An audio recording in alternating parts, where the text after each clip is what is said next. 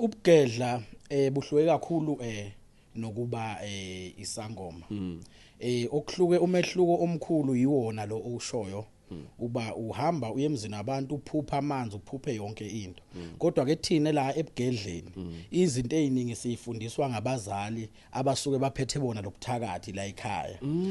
Sifunda ngabo ekuthenini uyakwazi ukuthi ushintshe ushukela uwenze lube utswayi kustili kusebenzele lokho la ekhaya uyayizwa lento leyo okusho ukuthi kufaka ubuthakathi ukudlula umuntu othwasile ngoba ekuthwaseni akunamuntu oyokufundisa kakhulu into eyobuthakathi kodwa thina la ebugedleni sikwazi ukukontrola lemimoya engayinhle engqolile especially nje thina singabodokotela laba amagedla ngoba izinto eziningi thina ziyavuma ukusondelana nathi ngisowayibiza ngobuthakathi ubuthakathi ngoba vele izinto zobumnyama